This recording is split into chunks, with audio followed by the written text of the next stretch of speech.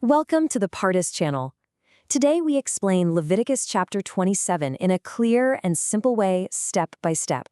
We have finally reached the very end of the book of Leviticus, and this final chapter deals with something incredibly specific, yet profoundly important: the valuation of vows and dedications to the sanctuary. I want you to imagine you're living in ancient Israel. Maybe you're in a moment of deep distress or overwhelming gratitude, and you make a solemn promise. You vow to give something of immense value to God. But how exactly do you put a price tag on a promise? How does the sanctuary actually process these voluntary gifts? And what happens when you, change your mind? Leviticus chapter 27 strictly details the legal mechanics of these vows, and it gives us this absolutely fascinating window into the ancient economy, sanctuary upkeep, and the heavy weight of keeping your word. Okay, let's dive into this. Our agenda today covers 6 parts. First, vows of human persons.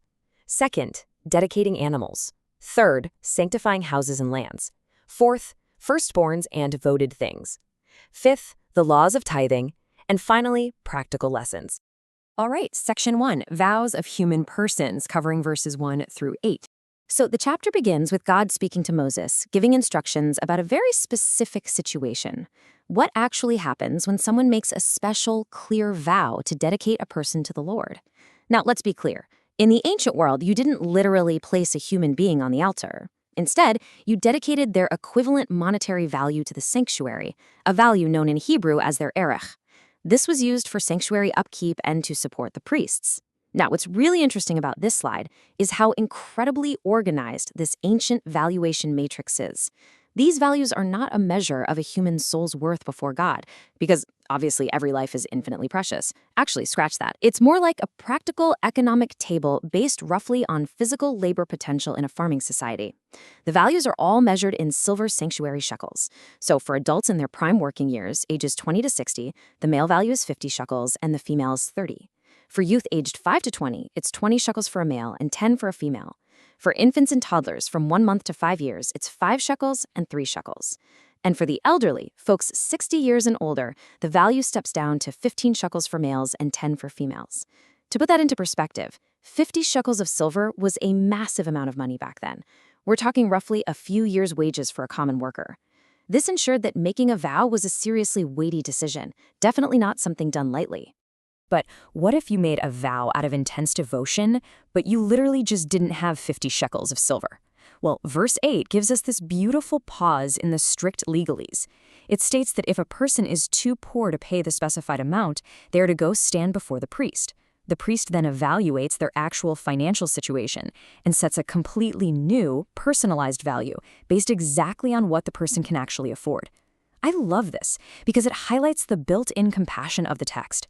The sanctuary doesn't exist to bankrupt its people. The whole goal of the vow is the heart's devotion, and the law actually flexes to ensure that even the poorest Israelite can participate in dedicating something to God without ruining their family's livelihood. Moving on to section 2, dedicating animals to God, covering verses 9 through 13. In a society where wealth was literally counted in herds and flocks, dedicating livestock was one of the most common ways to give to the sanctuary. The text makes a really clear distinction here between clean animals and unclean animals. A clean animal, like a sheep, goat, or bull, is acceptable for sacrifice on the altar. Verse 9 tells us that once a man gives a clean animal to the Lord, boom, it instantly becomes holy. And verse 10 is incredibly strict. The owner cannot alter it. He cannot change his mind and swap a bad animal for a good one, or even a good one for another good one. If an owner tries to cheat the system or just gets cold feet and attempts a substitution, the law says both the original animal and the substitute become holy. The sanctuary keeps them both. On the other hand, if a person dedicates an unclean animal, like a donkey or a camel, which obviously cannot be sacrificed on the altar, it is brought before the priest. The priest assesses its quality, good or bad, and sets a monetary price for it.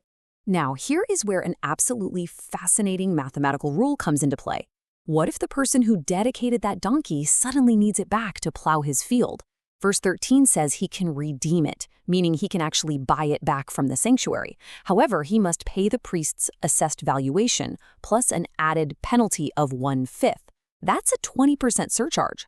This plus 1/5 rule is a brilliant economic deterrent. It forces people to really think twice before making rash promises to God, and it prevents the sanctuary from simply becoming a free storage facility where people drop off and pick up their property on a whim. If you want your vow back, it's going to cost you a premium for sure. Section 3, Sanctifying Houses and Lands, covering verses 14 through 25. We now shift chronologically from movable property like animals to immovable property, houses and fields. In an agricultural society, land and shelter are the ultimate forms of wealth and security. Verses 14 and 15 start us off simply, with houses. If a person sanctifies their house to be holy to the Lord, the priest comes out, inspects the property, and assigns a monetary value to it. Doesn't matter if it's in good condition or bad. Whatever price the priest sets, that becomes the official value.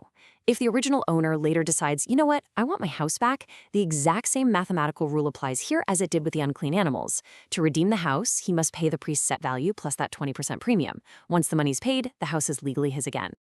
Now let's move to and see how this builds, because before we explain the verses on fields, we absolutely must understand the concept of the Jubilee year. It is the absolute foundation for valuing fields in these next verses. In Leviticus, the Jubilee is the 50th year.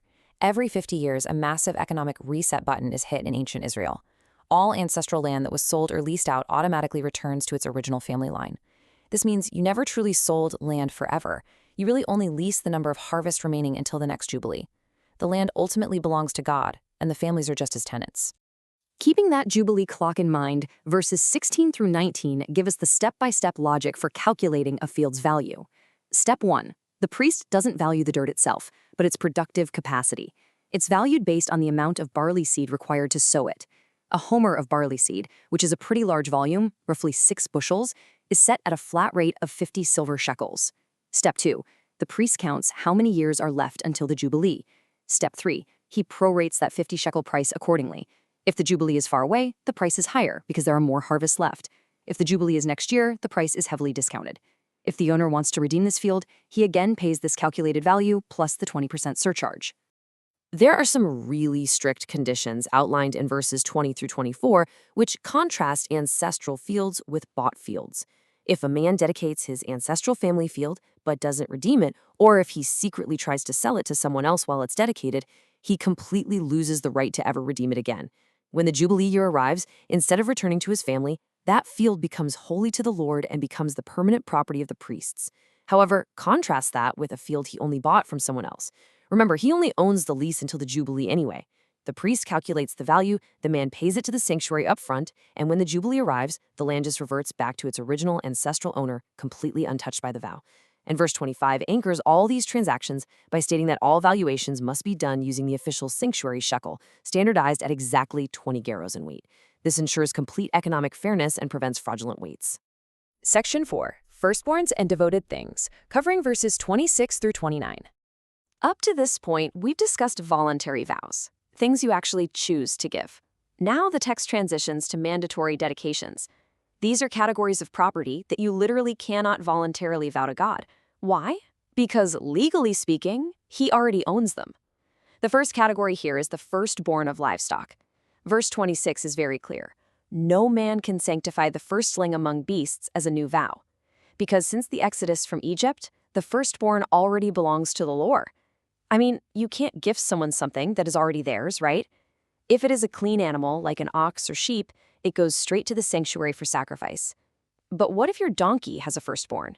Verse 27 explains that since it's an unclean beast, the owner can ransom it back by paying its set value plus the standard 20% surcharge. If the owner doesn't want to buy it back, the sanctuary will simply sell it at its standard valuation to fund its operations. Next, we hit verses 28 and 29, which introduce the most severe category in the entire chapter, the concept of cherem, translated as a devoted thing. Now, a standard vow can be bought back with a 20% penalty, but cherem represents something irrevocably given over to God. The text states that no devoted thing, whether a human, an animal, or a family field, can ever be sold or redeemed. It is locked in as most holy to the Lord forever. Verse 29 adds a severe note regarding human life, stating that any person devoted to destruction under this ban cannot be ransomed. They must be put to death. In the context of ancient Israel, this typically applied to enemies captured in holy war or individuals condemned by the court for the highest forms of idolatry. It is an absolute, irreversible dedication. Section 5. the laws of tithing, covering verses 30 through 34. And this brilliantly illustrates the day-to-day dedication expected of the people. While a vow is a special, spontaneous promise, the tithe, known in Hebrew as ma'aser, is a regular, mandatory baseline of giving required of every single Israelite who works the land or raises flocks. First, a tenth of everything the land produces, whether grain from the soil or fruit from the trees, is holy to the Lord. If an Israelite wants to keep his grain tithe to eat, he can, but he has to redeem it by paying its monetary value plus that familiar 20% premium. Second, there's a tithe of the livestock. The visual here in verse 32 is just wonderful. The text describes counting the animals as they pass under the shepherd's rod. Picture a shepherd guiding his flock through a narrow gate. He holds his staff and simply counts. 1, 2, 3, and every 10th animal that walks by is marked as holy to the Lord. There is absolutely no human bias allowed here. The text explicitly says you cannot pick out the good from the bad. It is a completely random selection orchestrated by the rod, ensuring that God gets a truly representative tenth of the flock, not just the runts. And just like we saw earlier with the voluntary animal vows, verse 33 lays down a harsh penalty for anyone trying to game the system. Let's say a shepherd sees a prime, flawless sheep coming up as number 10, and he tries to pull it back and substitute a weaker sheep in its place. Well, the sanctuary penalizes the fraud. Both the original 10th animal and the substitute become a holy property of the sanctuary, and in this case, neither can be redeemed. It's a strict law designed to cultivate honesty and real reverence for what belongs to God. Finally, Section 6, Practical Lessons on Dedication. So, the crucial point is, it is very easy to look at Leviticus 27 and see nothing but an ancient spreadsheet of shekels, percentages, and farm animals. But beneath this legalese are some profoundly important principles for today. First, the words and promises we make have profound weight. When you make a promise, it costs something. That 20% redemption penalty was a constant reminder not to speak rashly. Second, integrity matters deeply. The repeated rules against substituting a bad animal for a good one teach us not to cut corners or cheat when we think no one is looking. Third, give according to your actual means. The provision where the priest lowers the vow price for the poor shows us that true giving is about the condition of the heart, not bankrupting yourself to look pious.